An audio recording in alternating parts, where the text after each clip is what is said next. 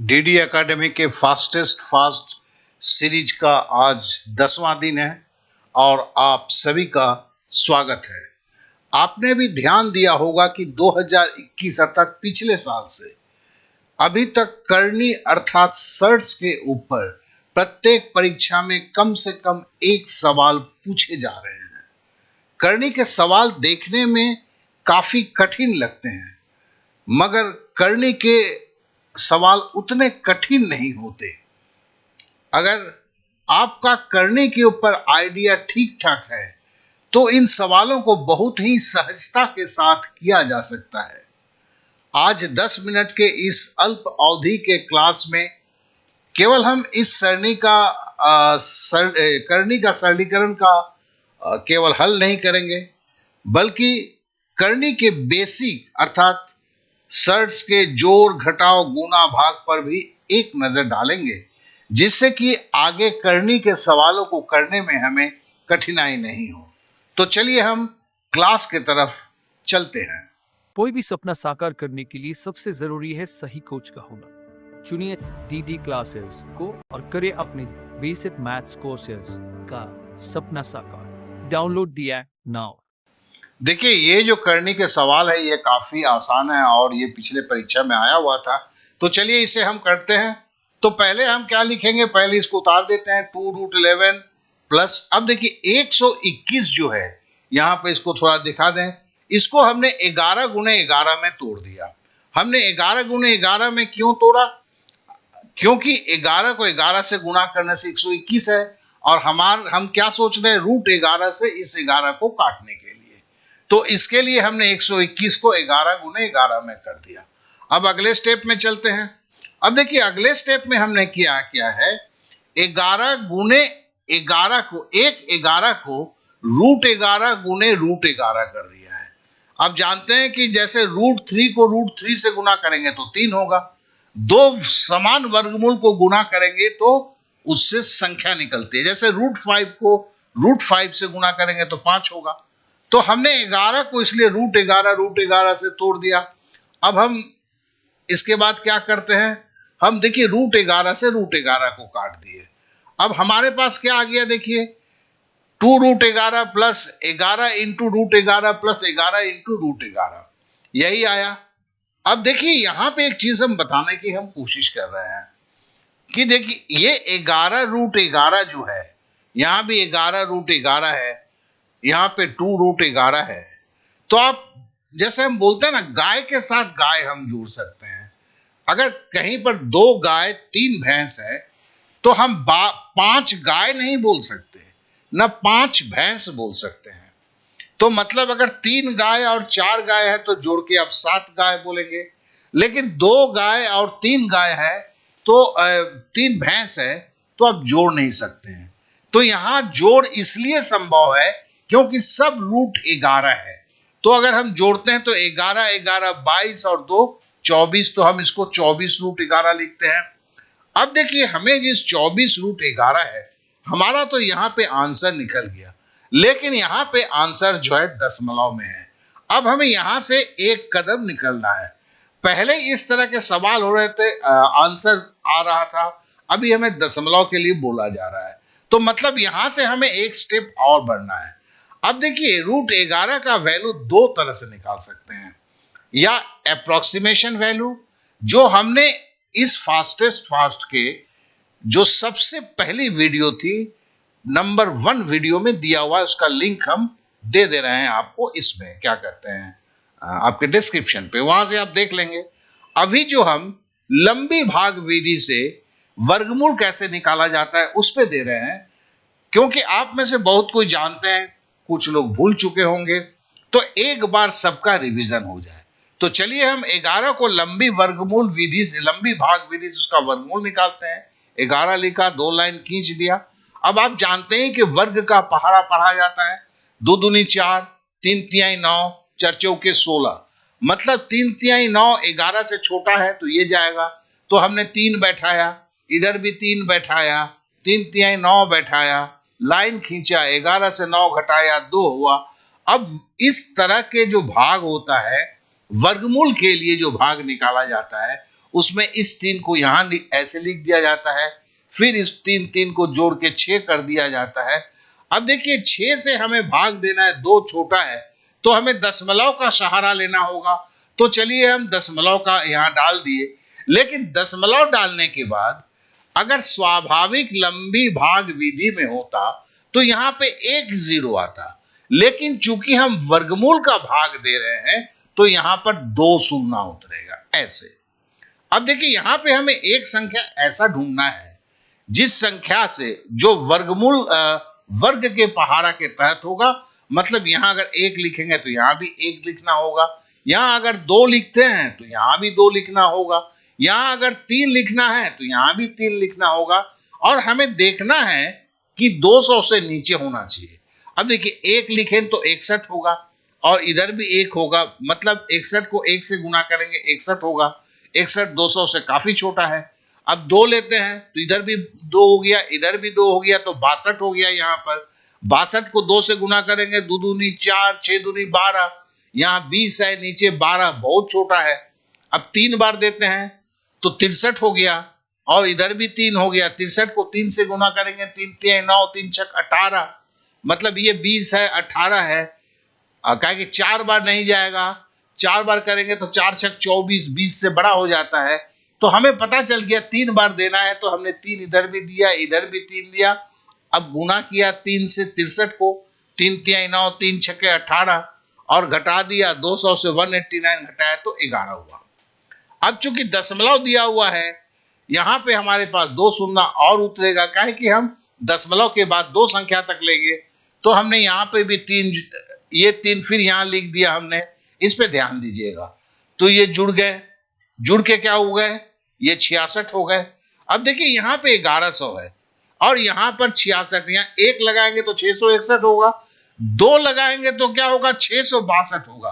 तो इधर भी 2 लगाना होगा, 2 से अगर 6 को गुना करेंगे 6 दूनी 12 हो जाएगा। यहाँ ऊपर 11 है इसलिए नहीं जाएगा, इसलिए हम 1 बार लगाए, यहाँ 1 बार लगाए, तो इस तरह से यहाँ 661 लगा दिया।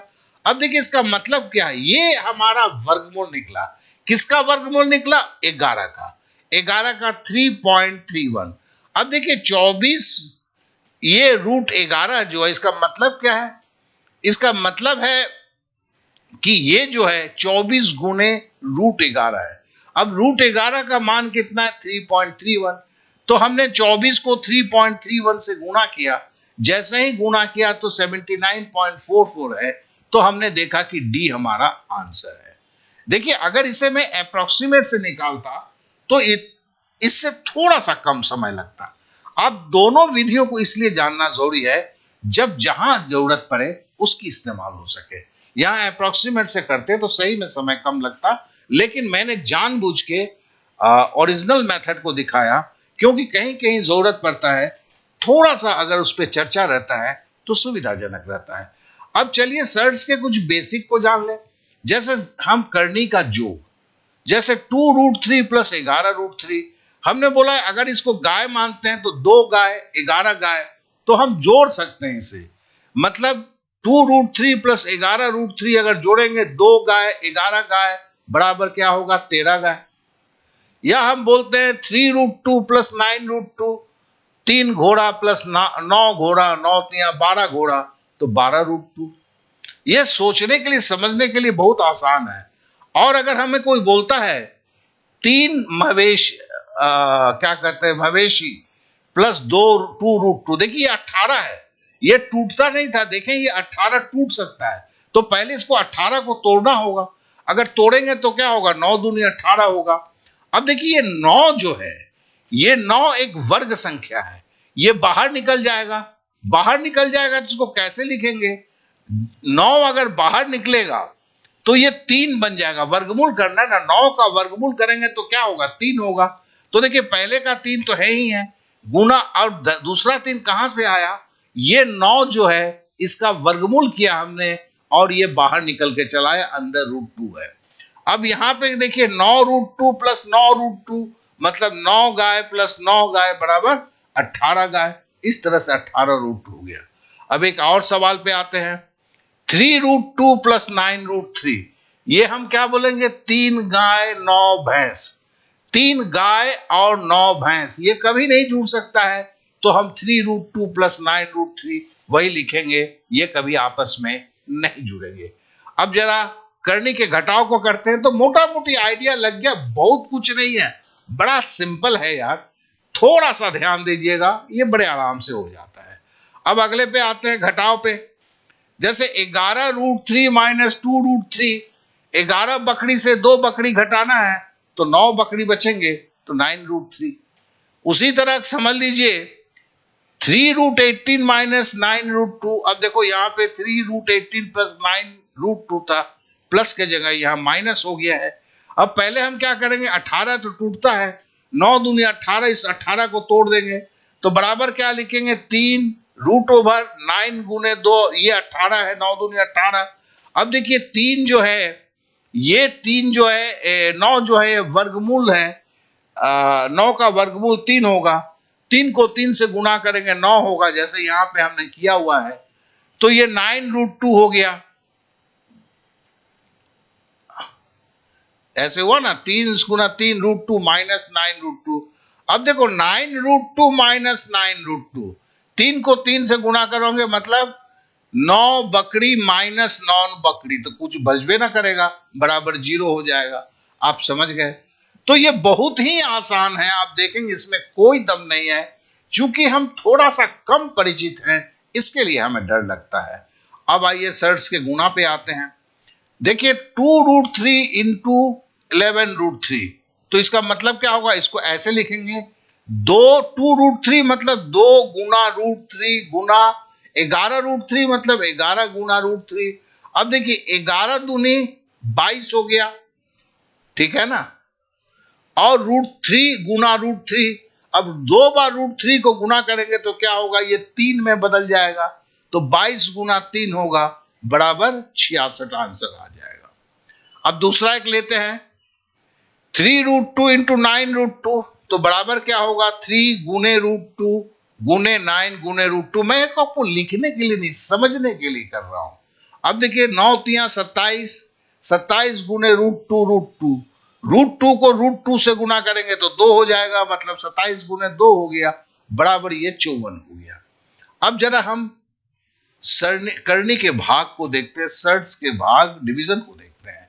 जैसे दिया हुआ है 7√7, अब देखिए ये 7 बना कैसे है, जैसे √2 गुना करने से 2 हो जाता है, 7 भी बना है √7 गुना √7, इसको हम इसलिए तोड़ के लिख सकते हैं, 7 के जगह पे √7 गुना √7 लिख दिए। अब देखिए इस √7 से इस √7 को काट दिए, तो बचा क्या, केवल √7, तो बराबर इसका √7 आंसर आ गया। अब आशा करता हूं कि धीरे धीरे चीजों को आप समझने लगे हैं, ये इतनी कोई जफा नहीं है, बस थोड़ा सा ध्यान देने की बात है। अब देखिए 14√7 है, ये 14 बना कैसे है दोस्त, तो हम बोल सकते हैं 2 गुने 7 दूनी 14 होता है, 7 को जानबूझ के मैंने √7 गुने √7 क्यों इससे तोड़ा, क्योंकि नीचे √7 हमको दिख गया है, तो हमने √7 के साथ √7 काट दिया, तो बराबर क्या हो गया, 2√7 इसका आंसर आ गया।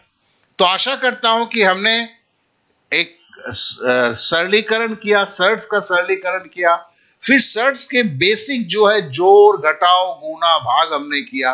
लेकिन एक चीज है दोस्त, वीडियो देख के कभी गणित सीखा नहीं जा सकता है।